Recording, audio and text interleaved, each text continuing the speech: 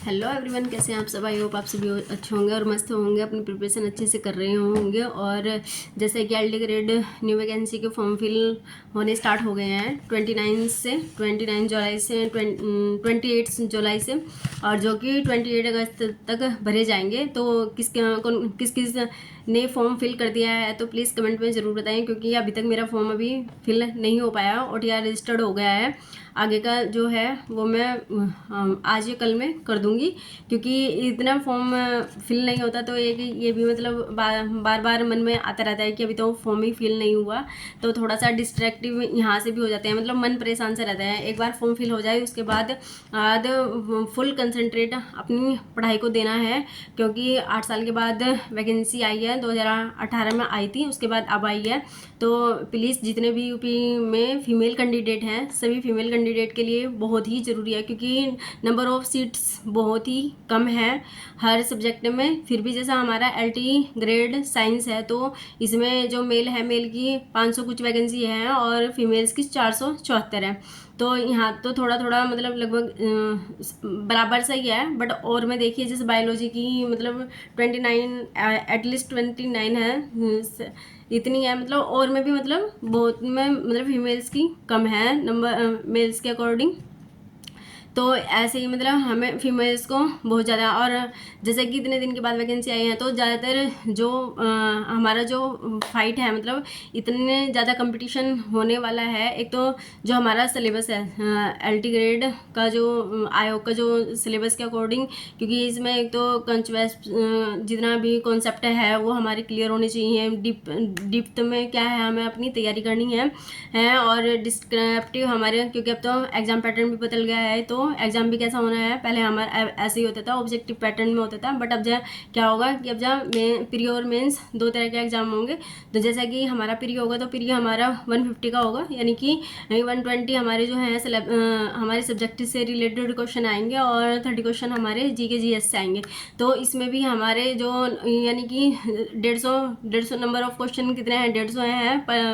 प्रत्येक question 2 number का है, यानी कि 300 नंबर का हमारा एग्जाम होगा। और 300 नंबर में से जो जनरल कैंडिडेट हैं उनको 60 नंबर लाने कंपलसरी है।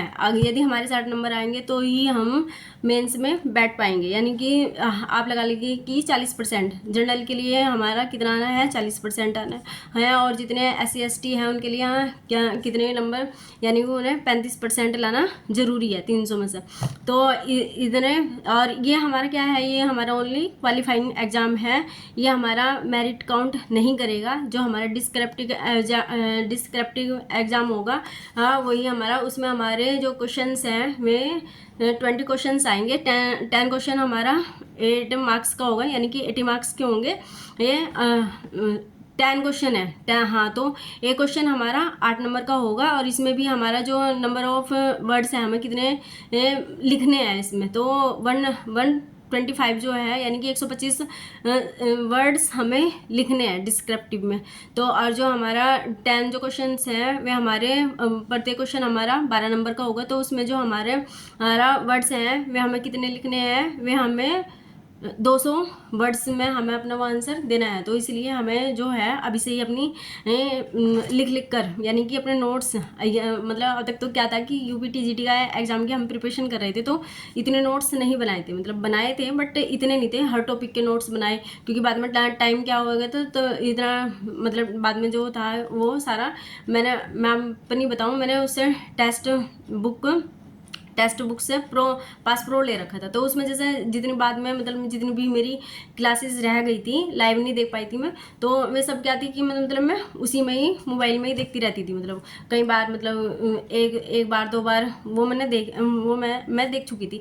बट क्या है, जो हम लिख के याद करते हैं तो वो हमारा ध्यान रहता है, मतलब वो दिमाग में फैक्ट क्या है वे ध्यान रहते हैं, वो हम जल्दी से नहीं भूलते हैं। तो अब टाइम इतना है, सिलेबस इतना ज़्यादा है, तो हम अगर अपने जितने भी कॉन्सेप्ट हैं, जितने भी हमारी मतलब जैसे कि हमारी जितने नेमिंग रिएक्शन है, जैसे कि हमारा साइंस है तो साइंस में फिजिक्स और केमिस्ट्री आएंगी, तो जितने भी डेरिवेशन है, जितने भी हमारी नेमिंग रिएक्शन है, जितने भी केमिकल रिएक्शन है। तो जितना भी ज़्यादा हम इनको लिख लिख के प्रैक्टिस करेंगे में इतनी ही ज़्यादा हम क्या है अपनी गलतियों से दूर हो पाएंगे। अदरवाइज गलत होने के चांस बहुत ज़्यादा है।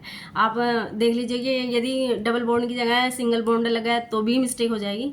तो अब मतलब पूरा फोकस के साथ में सबसे पहले तो अपने हर टॉपिक के सब जगह अपना सिलेबस के अकॉर्डिंग हर टॉपिक के अपने नोट्स अपने नोट्स भी प्रिपेयर करने हैं और उनको मल्टीपल टाइम रिवाइज भी करना है। और मैं अपना कंटेंट बताऊं, मैं ज़्यादा कंटेंट नहीं, जो मेरे पास में उसका टेक्स्ट बुक का है मेरे पास में UPTGT का, मैं उसी से ही अपनी प्रिपरेशन करूँगी। और इसके अलावा जो मेरे पास में NCERT 9th 10th 11th 12th की बुक्स हैं, मैं उनको डीपली उनकी रीडिंग करूँगी और उनके नोट्स बना के उससे अपनी प्रिपरेशन करूँगी। और उसके बाद में देखती हूँ यूट्यूब से ही कोई, जैसे मतलब फिज़िक्स वाला अलग पांडे सर हैं, मैं उनसे अपने नोट्स बनाती हूँ। उनका मुझे बहुत अच्छे से समझ में आता है, मैं पढ़ाते भी बहुत अच्छे हैं। और टेक्स्ट बुक पे रितिका मैम है, कौशल सर हैं फिज़िक्स के, तो उनसे मैं अपनी प्रिपरेशन करती हूँ। आप भी बताइए कि मतलब आपने कौन सा बेंच लिया है। जो भी मेरी वीडियो देख रहे हैं, जो भी LD ग्रेड जो जितने भी टीचिंग एक्सपेरेंट हैं, तो प्लीज़ बताइए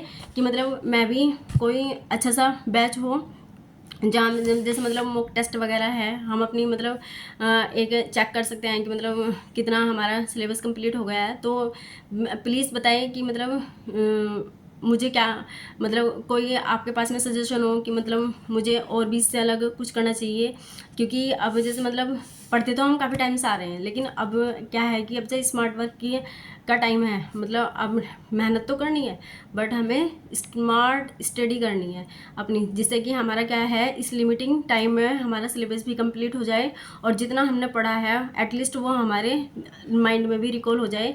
क्योंकि जो हमारी परफॉर्मेंस है वही हमें हमारे सिलेक्शन तक पहुंचाएगी। तो इसके लिए क्या है, हमें प्रैक्टिस बहुत ज़रूरी है, मल्टीपल प्रैक्टिस करनी बहुत ज़रूरी है और अपने कंसेप्ट को क्लियर करना बहुत ज़रूरी है। चाहे कहीं से भी करिए, यूट्यूब से करिए, चाहे कहीं से भी करिए, जो भी जहाँ डाउट लग रहा है उसे वहीं तुरंत सोल्व कीजिए। जहाँ भी देखो वही क्वेश्चन उतार लिए, वहीं से सोल्व कीजिए। तो बस यही है मेरी स्ट्रेटजी। मतलब मेरे पास में जो कंटेंट है मैं उसी कंटेंट से अपनी पढ़ाई करूँगी। और आपकी पढ़ाई कैसे चल रही है तो प्लीज़ बताएं। और आपको यह वीडियो कैसी लगी है प्लीज़ लाइक शेयर सब्सक्राइब जरूर करें। मिलते हैं नेक्स्ट वीडियो में, तब तक के लिए बाय बाय।